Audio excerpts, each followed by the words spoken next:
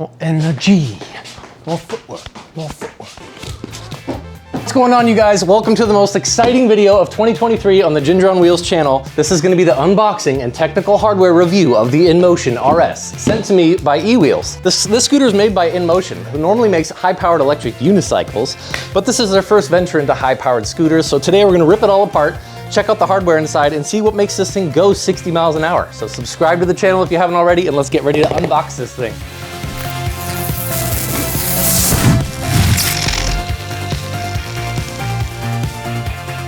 All right, here it is. Okay, ready for the big unveil? Big reveal. Ooh, look at that. So big chunks of mushy foam. There's two types of foam. The one that breaks into a billion pieces and you have to vacuum up for days all over your garage. And this type of foam, which you don't have to do that with. Handlebars. It is so low to the ground. That's crazy. Ooh, look at that thing. Alrighty then, what do we have here? We have handlebars. We have 1, 2, 3, 4 plugs, 5, 6 plugs, 7, 8 plugs. There are a lot of plugs on this thing. Okay, well, I know what's in the major box. The big box, we just have the handlebars and the scooter. So now I'm gonna open up this little auxiliary box and see what kind of bonus parts are in here. This looks like a rear fender extension / tire hugger piece. Ooh, tools, I like tools. What kind of tools do we get? It's like we got your standard multi-tool, which kind of stinks, but works. This is the hardware for the handlebars. And then we have got 2 L-shaped Allen wrenches and a really tiny Allen wrench too. Oh, this looks like our headlight here. Okay, yep. Headlight and reflector attachment combo. And the charger, how many amps is the charger? 83 volts, 5 amps. Nice job, Inmotion. It's nice, heavy, solid. This thing feels great, 5 amps. You don't need two 2.5 amp chargers now. So with a 5 amp charger, you'd be able to charge this thing up in about 9 hours. If you have 2 of these, it goes down to about 4.5 or 5 maybe, if you count for cell balancing. So this is the manual that it came with, little electric scooter quick start guide. It's got pictures, some pretty detailed instructions on how to do it. They're not extremely detailed, but I imagine if you scan that QR code, things get a lot easier for you. And that's what you get. Okay, ladies and gentlemen, next step is to fasten our handlebars in the upright and locked position. I'm gonna go over real quick how to get this latch together. First, you fold up the bars like this.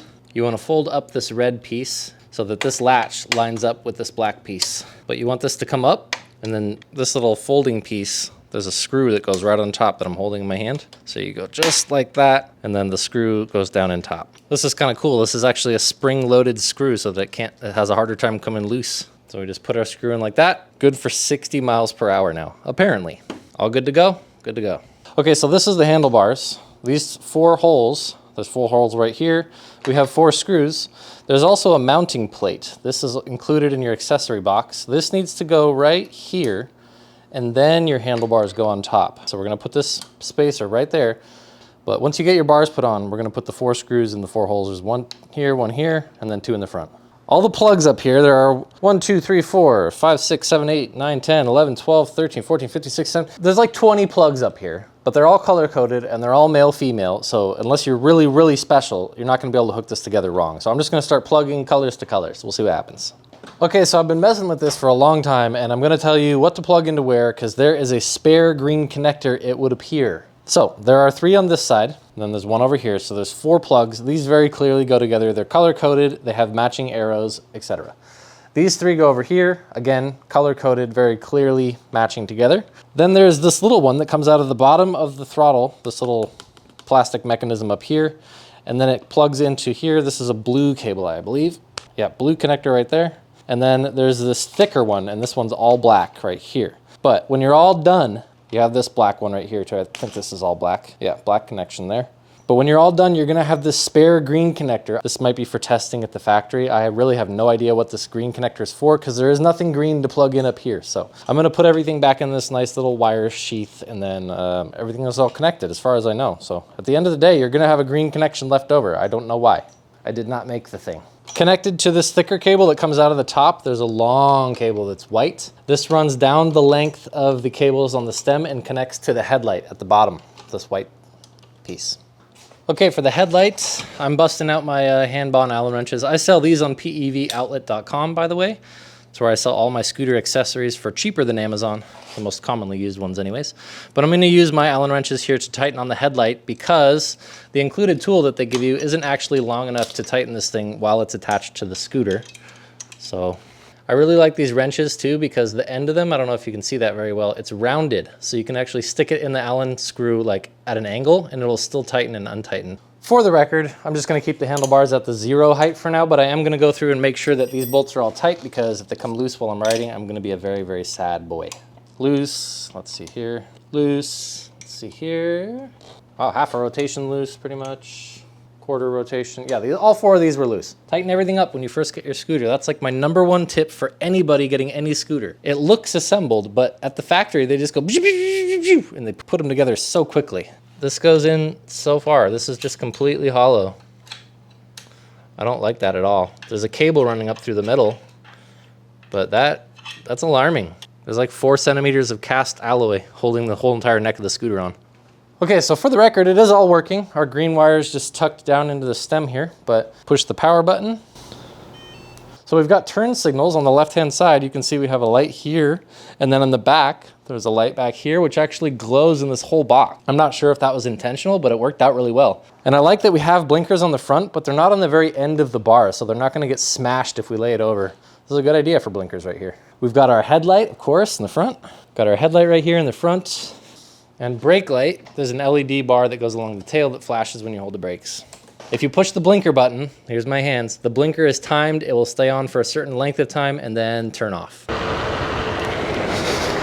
So I just went for a ride on the scooter. I lowered the bars, as you can see. I've come to the conclusion that when the bars are all the way to the tallest point, because they're tilted back like this, it actually pushes you towards the rear of the scooter when they're taller. So I'm lowering them, I'm making them shorter so that I can reach out farther with my arms to grab onto the handles, and it's not pushing me towards the back. It also lowers the bar, lowers my center of gravity, so I can go around corners and race this thing a lot easier. So the last piece we gotta put on is our rear fender. This one's really straightforward. You can see there's 2 screw holes on the rear swing arm there for the fender plate, and then 1 here. And we've got a shorter screw for the top and then 4 for the sides. 1, 2, 3, 4 on the other side. That's like a fender extension piece, which I really, really like. Really low profile, good stuff. If you're on like a dirt bike, you might get branches and stuff stuck in there, but this is a street scooter. This fender is perfect for this thing. Let's get it on there. I'm gonna put the screw in the end. This is a Handlebar green.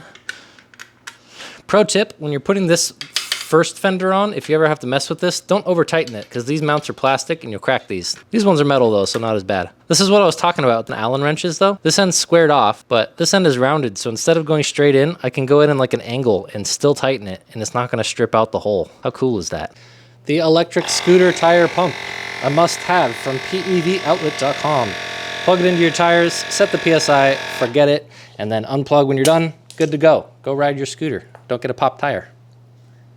The Inmotion RS electric scooter is one of the only ones with adjustable height handlebars and dual stem. So I'm going to show you how to adjust the height of the bars real quick. It's very straightforward.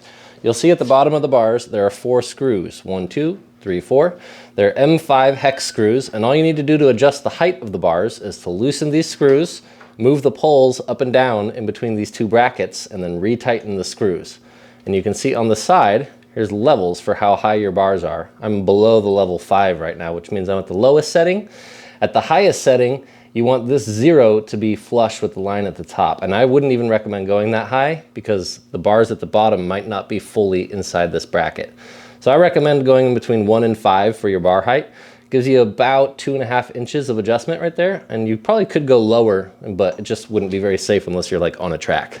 So I'm gonna go ahead and show you how to make those adjustments really quick. Like I said, just loosen these, move the bars, and then tighten them up. But in case you're unfamiliar with how to use a tool, I will show you. So we're gonna loosen our screws using our M5 included tool. This is included with the scooter. There's actually 2 of them included for doing the suspension work, which we're doing next. But you wanna loosen these about 2 rotations each. There are 4 screws, like I said. So these 2 are loose. You want to maybe move the headlight back a little bit, makes these easier to access. All right, now with our screws loose, you can see our numbers here on the side. If I just pull up on the bars, they'll slide in between these 2 brackets, and you can adjust the height of the bars. See that? Or you can push them down like that. But here's our number system. I'm just gonna tap the top of my bars until I'm towards the lower settings, because I like ripping around and racing, crouching like I'm on a track. So,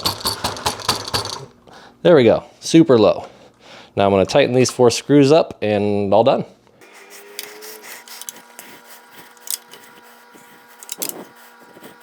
Your health and well-being depends on these being very tight. So do yourself a favor and really crank those down.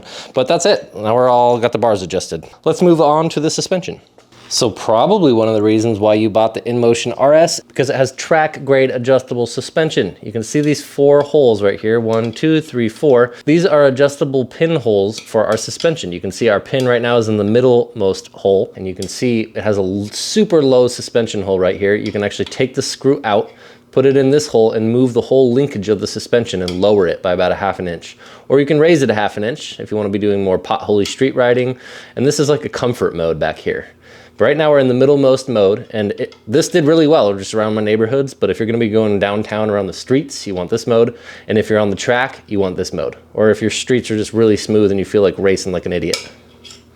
Included with the scooter, you get 2 of these hand tools. They're M5 hex wrenches, and they're for adjusting these little bolts down here. You have one on this side, and then there's one on the other side of the swing arm. I'm kind of curious what it's going to ride like if the front of the scooter is a little bit lower and we keep the back the same. So I'm going to move the screw down to this lower pinhole right here, and we're going to see if it makes a big difference. All right, I've got one tool on the left and one tool on the right side, and I'm just turning them counterclockwise to loosen them up. So what I've got is this screw right here, and it's almost completely out, but I'm not going to take it all the way out. The next step, with the screw only held in by like 1 or 2 threads, keep the tool in, and then hit the tool with a hammer on the end very gently. And what that's gonna do is push the pin. It's gonna push the pin through the other side. I'll show you the other side now. So after you've hammered the screw on the right, you'll see the pin on the left comes out. It's protruding out maybe about 1/2 inch now. You wanna take the screw on the other side completely out so that this pin can slide all the way out of here. I'm gonna get some vice grips, click them onto here, and literally just pull this out. So here's our pin coming out. And once I pull this pin out, beware that this front swing arm is gonna go because there's nothing holding it up anymore. The pin holding the suspension is completely removed. So you might wanna hold up the front of the scooter to remove some of the weight off the wheel.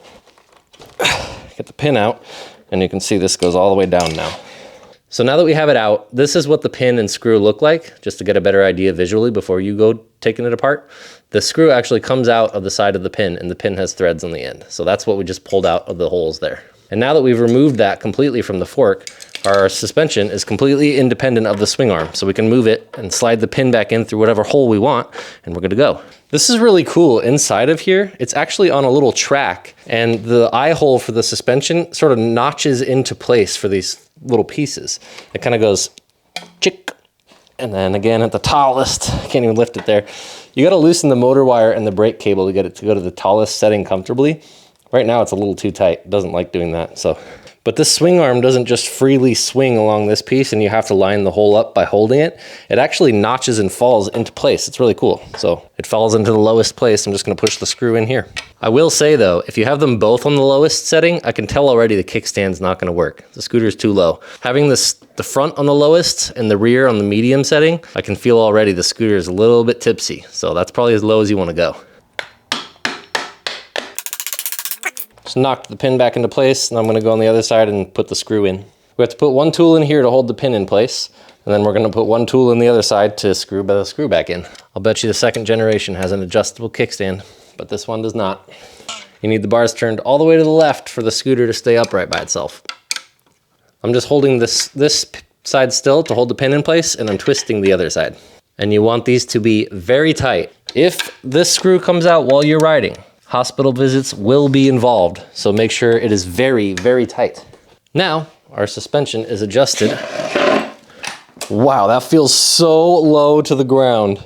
For most people, all intents and purposes, I would just recommend the middle setting. Go middle. It was a nice ride. I'm gonna be changing this back now because that is too low. I can just tell by looking at it. That's too low for me on the streets. If you go up and down any curb or any pothole that scrapes the bottom of these swing arms, you're gonna come to a screeching stop and it's gonna scrape all the paint off this. You'd probably crash. So this lowest suspension setting is definitely for the track. I recommend the highest one, in which case you have to adjust this cable, don't forget, or the middle one. If you have absolutely ridiculous potholes or you wanna swap these to knobbies, you might have to remove the fender, then I would go into this rearmost suspension hole. That is for like really, really tall swing arms. Well, there you have it. The suspension's all adjusted. I'm gonna be switching this back to the middle setting and I'm gonna ride with these low. That's the settings I like. All right, now we're gonna go over the settings segment of the video, and there's two. All right, now we're gonna go over the settings on the Inmotion RS. This is the display portion, and there's also gonna be an app portion. So for starters, I wanna say this screen right here does scratch very easily. Expect to see many scratches on this, and don't expect it to stay pristine. If you want that, keep the screen cover on it. So to turn the scooter on, you hold this power button over here in the top right. And this top right panel of buttons has the power button, and then it has power down and power up. These are the power modes, the speed modes. You can see the scooter turns on and it says P right here. That means park. But if I hit any button on the speed modes, it turns into whatever mode I was in previously. You can see I was in X mode previously. If I push speed mode down, it goes to eco, and then you have drive, sport, and X mode, and X being the fastest. This, of course, is your kilometers or miles per hour readout, and it has a little gauge that shows you how fast you're going right here when you're moving. And, oh, I just scratched the screen up doing that. Anyways, BWD means back wheel drive. If you hold this button right here in the middle of this left control panel, then you can see this turns to front wheel drive. If you hold it again, it turns to two wheel drive, and you can also see this just changed back to P. If you're not moving and you're not hitting the power modes, this will change back to P park mode by itself, which is really nice because then you can't accidentally whiskey throttle it. The throttle doesn't work when it's in P mode. In order to get the scooter to work right away, you hold power and then you have to hit any of the power mode buttons, and then this will work. It's worth noting that this screen does have a boot up time. You can see when I turn it off, it turns off.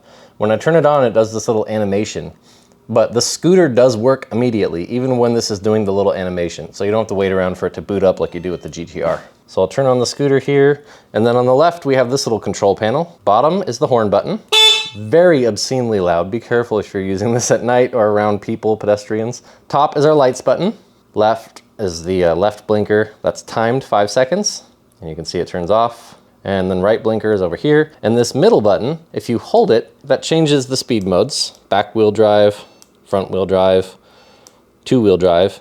But if I tap this while I'm riding, while I'm moving, if you tap this middle button and the cruise control option is selected on in your app, then the scooter will activate cruise control. So you can be cruising 20 miles an hour or whatever, tap this button one time, and then you're cruising. It's really nice. The cruise control will stay activated until you hit either of the brakes.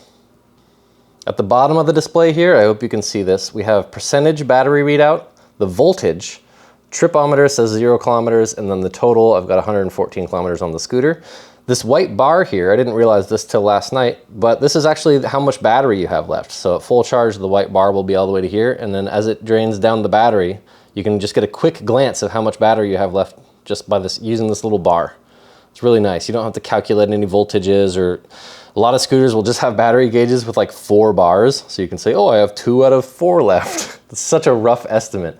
This though is very, very accurate. I was watching it go very steadily down all last night. I wrote it down to about, I think I got home with like 5% battery. And even in the last 20%, it was still going down linearly. So you can really trust this little battery gauge right here. It's really nice. So now we are going to move on to the app portion of the settings. All right, I've just opened up my Inmotion app. You can see right here, maybe. All right, so I've got my app open. I'm gonna turn the scooter on. There's a little refresh button on the top left of the app. I hit refresh, the scooter automatically connects. This little Bluetooth icon comes on when you're connected to an app. So if this little icon is on and you're not connected to your phone, the scooter is paired with someone else's. So in the app right here, upper left, we can see our sort of VIN number. It shows we're connected. It shows we have 67% battery. It'll show your ride time, kilometers, max speed, total mileage. This lock button right here, you can only do that if you pair the vehicle to the owner. And I'm not gonna do that because this is a demo scooter. I don't know if it can be undone. But when you do that, you can put the scooter in a parking mode, which will lock it. It actually puts an electronic brake on the motors. And if someone tries to push the scooter or move it, the horn and the lights will flash. So it's sort of like a little mini alarm if you're in the convenience store or something. It'll let you know if someone's trying to load it in the back of their truck while you're in there. You don't necessarily need to lock your scooter because this thing's so big, people can't chuck it in their car and drive off. And if they try and touch it, it'll just beep and flash so you can run outside. Obviously not a long-term solution, but nice for quick trips into the 7-Eleven or whatever. And see in the middle there, we have a lights button. And when you push that, light on the scooter turns on and off. Very nice. I'm gonna hit the settings button on the right side here. 0 start, this is a setting that you wanna turn on if you don't wanna have to push the scooter to use the throttle. If 0 start is turned on, The throttle will work at all times as long as it's not in park. If zero start is turned off, now I have to push the scooter up to 1 or 2 miles per hour before the throttle will even activate. So I like to keep that on. It's a performance level luxury. Cruise control, I explained that earlier. If you single tap the cruise control while this cruise control selection is turned off, it will do nothing. You have to have the cruise on in the app for the cruise function to work while you're riding the scooter. This diagnosis thing right here is really cool. If there's an error, which I can create by unplugging one of the motors on my scooter, it'll show errors on this screen. And there's a 1 in front of the error if it's the front motor and a 2 in front of the error if it's the rear motor. It's really cool. Ride mode, you can change that from here. This is P, our parking mode. Eco, D, S, and X. So you can change that on the scooter by hitting the up and down buttons or from within the app. Acceleration force, this is really cool. It doesn't have programmable modes like Cabo does, but you can still change how much power you want going to the front and the back of the scooter. And I didn't notice much change when I slid this slider to like 15 or 60 or whatever. It might affect the acceleration, but it doesn't affect the top speed that much. Braking force, again, it's really, really weak no matter what you do. Even if you have it turned up, it's not that powerful, which is good because you're not going to blow the controller, but it is adjustable. Metric imperial units, I should have done this earlier for everyone watching, but you can change it to miles per hour. I had it in kph just because I wanted to see 100 on the screen, to be quite honest. Standby, the scooter will turn off after 10 minutes. That's the standby. And in auto park time, you can see in 30 seconds of inactivity, it will turn back into P mode by itself. So this throttle calibration and gyro calibration, I'm not exactly sure what it does, but I imagine it's like a part of the sine wave controller action going, but it is there. Factory reset, we all know what that does, and firmware update, no new firmware found for me, but if there is, it would be here. The coolest part about this app, by far though, this little battery information thing on the home screen towards the bottom, right below About Vehicle. You can click battery information, and this is the only scooter that does this right now. This is so sick. Unless you have a custom BMS in your scooter, this thing has a full temperature sensing BMS inside of it. It'll tell you all these specs. It tells you your serial number of the battery, manufacturer date, hardware, software versions, voltage, discharge and charge current. It's cool, I can plug the charger in and it shows me exactly how many amps it's charging at. If there's an error, it'll show up here. Cell balancing, max, minimum cell voltage. It tells you the temperature of the MOSFETs, cell temperatures, all the different cell groups. You can see the cell group voltages down here. So if your scooter isn't charging to full or you suspect there is a problem with your battery, you can just open up the app, quickly look at the temperatures or the voltages. And if one of the voltages for the groups is way off, then you know you have a problem with your battery. Or if it isn't charging to full, you can tell what group it is just by looking at it through the app. This is a huge breakthrough in this scooter game. Absolutely bleeding edge tech for scooters. I haven't seen this on a mainstream scooter yet. Let's see what it does when I click online service. No, don't allow. Oh, you can talk to customer service. Okay, that's cool. And they have fax.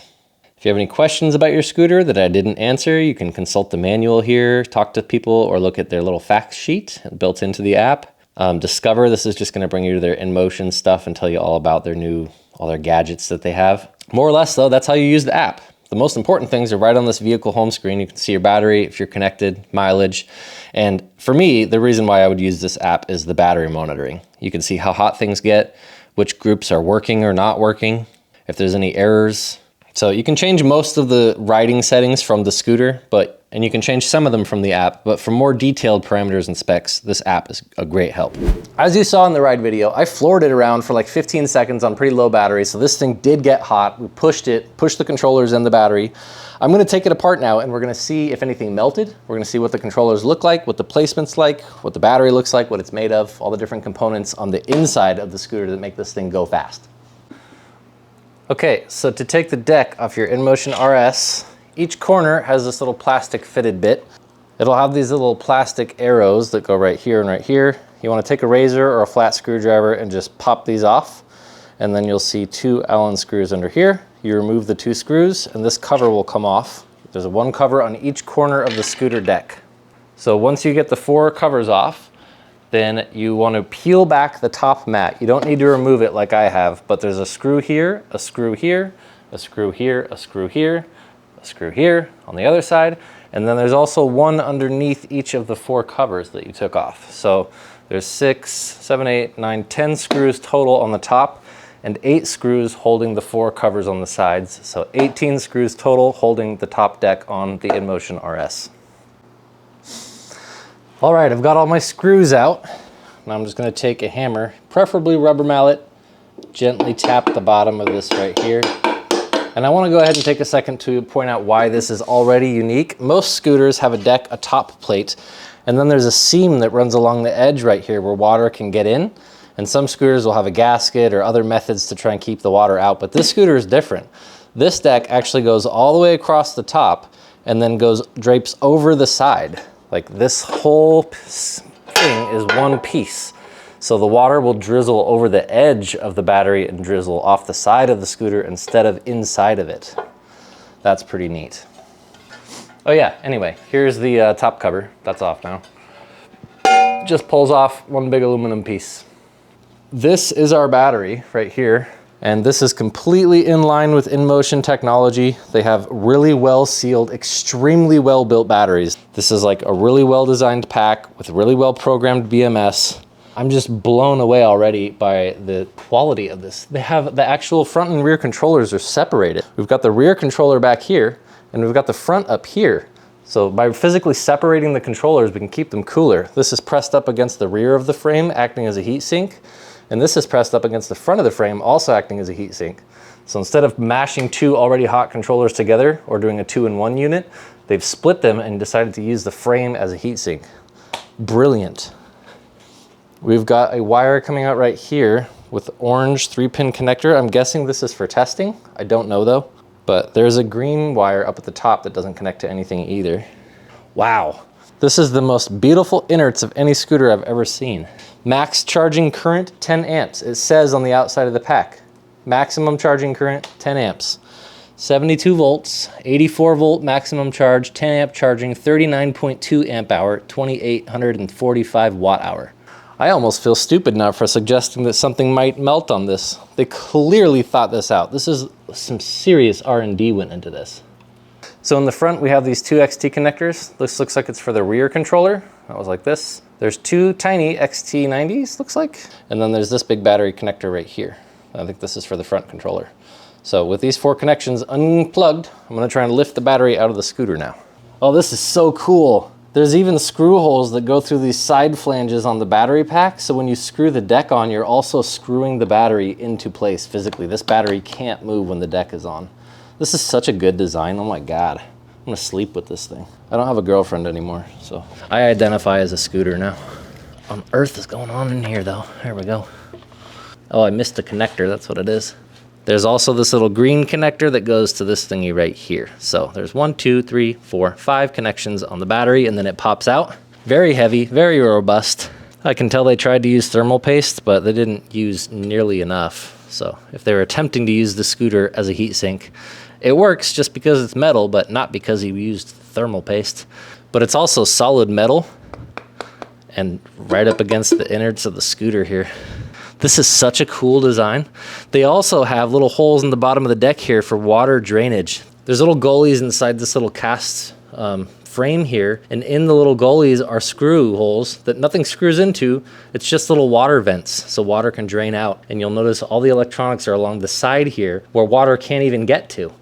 This is brilliant. This is absolutely phenomenal. This is the most well-built scooter I've ever seen the inside of. I'll be blown away if somebody fries a controller on this thing. I was completely flooring it, balls to the wall. This is brilliant in here. My Lord, can we just round of applause for a second, Inmotion? Now I know why E-Wheels wanted me to do a teardown on this thing. Everyone's doing the ride videos, but you can't really get a sense of the quality of this thing just by how it rides. When you get a look at the actual inside, oh my, this is what you're paying for. Look at these controllers. This thing is a thing of beauty. It's pressed up into the front shell here, so it's using the frame of the scooter as a heat sink. It has 2 big plugs and then 3 phase wires and 2 power wires. This thing literally has 7 plugs. It is perfect. The wiring on this thing is immaculate. I have never seen a better put together scooter. We literally just have the phase wires, which are blue, green, and yellow, 3 big plugs. The 2 plugs for the lights. There's 1 plug here for the lights, 1 plug here for the front lights and the display and throttle. And then the power positive, negative, and that's all the connections that go into the controller. So there's 7 plugs. This thing is more or less plug and play. Unplug those 7 things, unscrew 4 screws, pop the controller out, put a new one in, you're good to go. Super duper easy plug and play, and I love the way the deck goes on the top. When the top is put on properly, it's more or less impossible for water to run into the top of the controller compartment and in on these connections at all. If anything, it's gonna get in this little crack right here and then just run off the side. Just so I can say I showed you, it is the same situation in the back. Got the positive, negative, phase wires, and the 2 big plugs. I know they are 72 volt, 50 amp total output though. So we have 100 amps of total output power versus the Wolf King GTR at 110 amps. But honestly, I would sacrifice those extra 10 amps for this high quality right here. This thing actually strikes me as a scooter that was designed to be raced on a track for endurance, like 10, 20 laps around a track at top speed, as fast as you can push this thing. That seems like what this is for, like a well-designed, well thought out, long-term plan. That being said, nothing melted, everything's perfectly in place. It came apart relatively easily. I'm gonna put it back together now. It was extremely well built. I think this is the best scooter I've ever seen the insides of, so take that for what it's worth. All right, everyone, that concludes my unboxing and teardown on the Inmotion RS. This thing is really fast and extremely high quality. If you're looking for a really high quality scoop, go check it out on eWheels website. There's a link and a discount in the description of this video down here, so click on that if you haven't already. And then click the subscribe button because we're like so close to 50,000 subscribers. I'm thinking next month. Anyway, thanks for watching. Thanks for sticking it out to the end. Subscribe and I'll catch you for the next video.